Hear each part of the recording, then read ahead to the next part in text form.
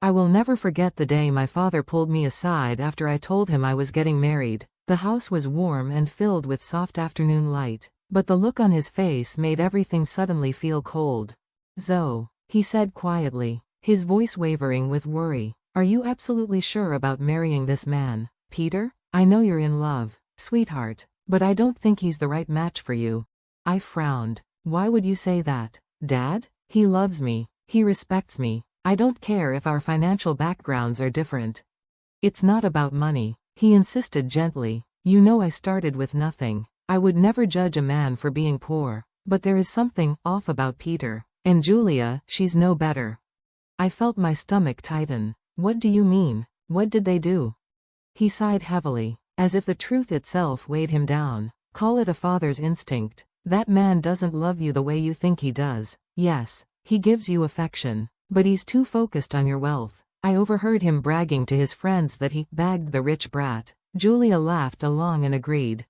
I nearly laughed from disbelief. "Dad, no. Peter would never say that. And Julia treats me like a daughter. She would never let him joke like that."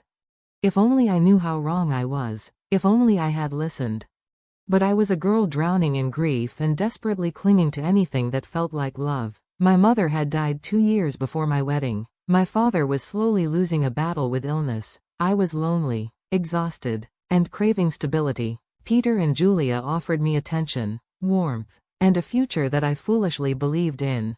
My dad had built a fortune out of nothing. His investments grew and grew, and by the time I was an adult, we lived comfortably, more than comfortably. I had a decent job and a modest salary, enough to support myself, but together, as a family, we had always been financially stable. Peter and Julia were the opposite. Peter earned more than me but came from very humble roots. Julia worked part-time and had always struggled with money. They both had expensive tastes, though, luxury clothes, fancy dinners, the idea of living like the rich. Peter always complained about not having enough, even when we weren't struggling. I helped where I could. Dad gave me a small allowance, which I used to support Peter and Julia. After the wedding, I even let them move into my townhouse. It wasn't big, but it was mine, and it was home. But they hated it. "It's embarrassing," Peter would mutter. "Your dad lives in a mansion. Why are we stuck in this tiny place?" Julia would sniff disapprovingly. "Your mother must have left your dad money. Why didn't he give you a bigger house? You're his only child." "I don't earn much," I explained patiently. "Dad helped me buy it, but everything my mom left behind belongs to him now. She didn't leave a will." "That's stupid," Julia said bluntly. "If my parents had money, you bet I'd expect to inherit it. Your dad should give us his house. He doesn't even need that mansion anymore." My chest tightened. "No, that house is his. He deserves to stay there." Julia rolled her eyes. "Well, he won't be alive much longer. Once he dies, everything goes to you. Then we can finally move somewhere better." Hearing them talk about my father's death as if it were a business transaction made me nauseous. Their obsession with my inheritance grew every day. They pressured me to ask Dad for money, complained about every little expense, and acted like millionaires in their fantasy world. Then Dad passed away. Cancer stole him from me far sooner than I expected. I was shattered, crying alone in his empty house, wishing I could hear his voice one more time. Peter and Julia didn't comfort me. They didn't even attend the funeral. "We barely knew him," Jennifer said coldly. "Why should we go?" But they were very interested in the will reading. They weren't allowed inside, my father's lawyer made that clear, but that didn't stop them from throwing a tantrum. "This is insane," Peter yelled. "Lawrence was my father-in-law. I deserve to know what he left behind." "Exactly," Julia joined in. "We are family. My son has every right to be there." "You didn't even come to his funeral," I said quietly. "And Peter isn't in the will. Stop acting like this is about family." They fell silent, but the greedy spark in their eyes didn't fade. When I returned home after the will was read, they practically ambushed me.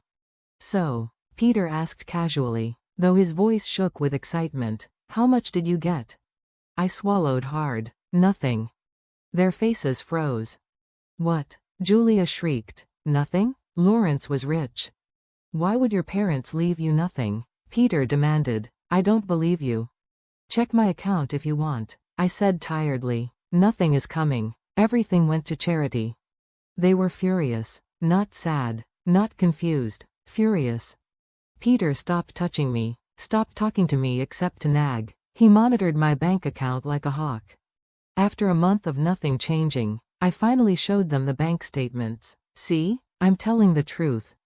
Peter stared at the account numbers in horror. Mom, we wasted years, for nothing. Julia scoffed. I knew this girl was useless. 5 years wasted. We could have targeted someone else. Then Peter said the words that shattered the last piece of my heart. I married you because of your inheritance, Zoe. I needed to take care of my mom. I wasn't going to make good money on my own. You were my best bet.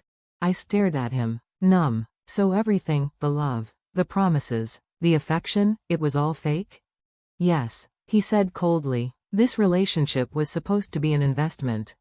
And now that investment failed. Julia added, divorce her. Find someone rich. Don't waste another minute on this dead end. Everything in me went quiet, silent, cold. My father had warned me. And I hadn't listened. I didn't hear much of what they said after a while. Their voices blended into a dull, hateful hum, like background noise in a nightmare I couldn't wake from. My head buzzed, my chest tightened, and for a few seconds, I swear I couldn't even breathe.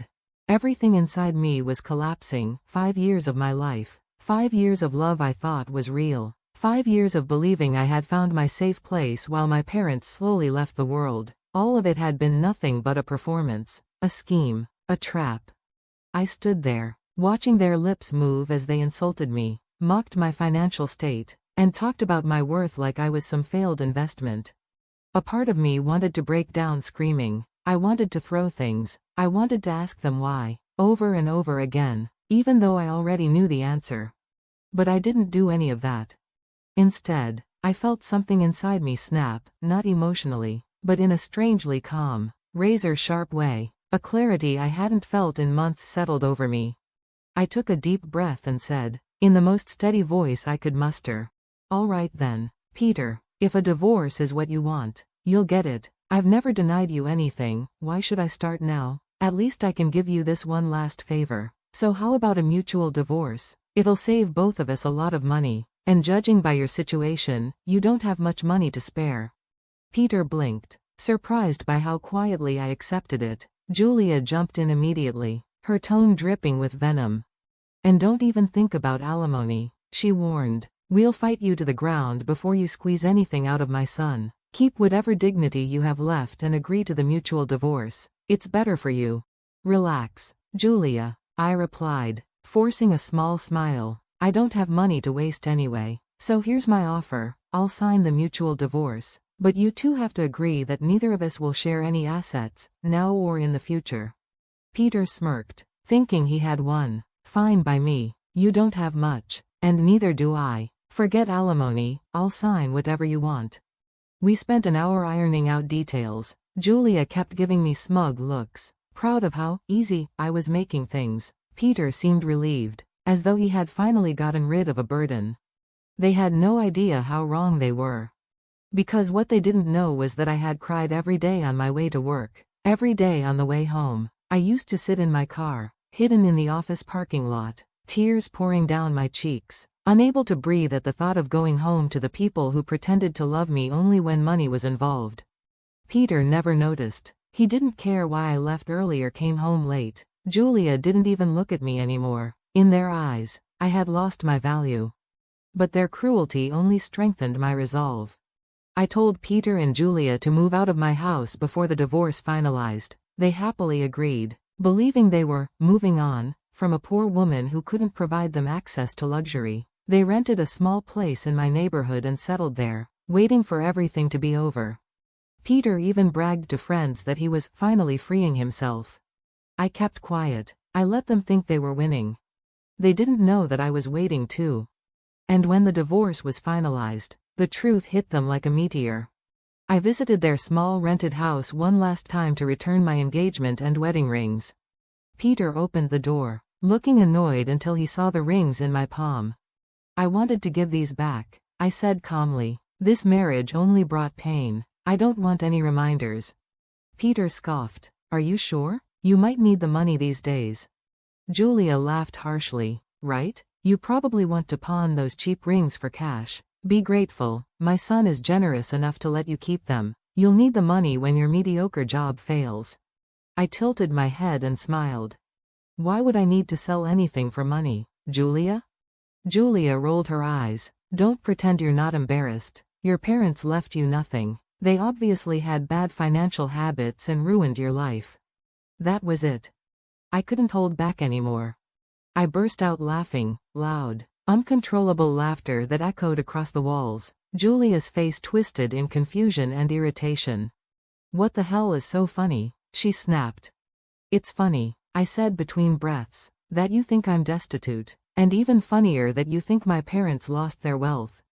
Peter frowned. What does that mean? I straightened up, meeting both their eyes. I never said I had no inheritance. I only said I didn't get money. My parents left me a very significant inheritance. Julia's jaw dropped. What? You have an inheritance? But you said. I said I didn't receive any money. I corrected. And I didn't. Instead, they left me property. Peter blinked slowly. What property? I smirked. This neighborhood. Silence. Utter silence. Julia stammered. You own this entire housing society? That's impossible. We would have known. You signed your lease with an estate manager my parents hired years ago, I replied. They instructed him not to reveal the owner until the inheritance transferred. This can't be real, Peter whispered. Call the landlord. Mom, she's lying. Go ahead, I said. Call him. They called. And the estate manager confirmed everything. He told them I was the new owner. He told them my parents predicted exactly what they would do, and he told them that the entire neighborhood would soon be under my name. Peter looked like his soul left his body. Julia looked like she had swallowed fire. You tricked us, Julia shrieked. You tricked my son into divorcing you. You wanted all of this for yourself. I raised an eyebrow. Me? Trick you? You're the ones who married me for money. You mocked my grief. You abandoned me when my father died. You tried to discard me when you thought I was poor. Peter's voice trembled. Zoe, we can try again. We had good years. Let's fix things. I stared at him, almost amused. Peter, you were planning to propose to a new girl last week. A girl you bragged about because she was loaded. Why would I take you back? Julia glared. Don't ruin his chance with her. Oh, don't worry, I said sweetly. She already knows. I sent her everything. Peter's face turned ghost white. He had nothing left. No money. No relationship. No home. No escape. Over the next few weeks, they tried everything, crying, begging, threatening. They showed up at my doorstep, shouting, insulting me, begging for forgiveness, begging to stay. I called the police. Then I filed a restraining order. And when the inheritance officially transferred, I evicted them. The police escorted them out. Word spread fast. The neighborhood whispered. Their friends cut ties. Even their relatives distanced themselves. They had to leave town to start over. Meanwhile, I'm finally at peace. I live in comfort, surrounded by the wealth my parents built, free from the greed that once lived under my roof. And for the first time in years, I breathe easily.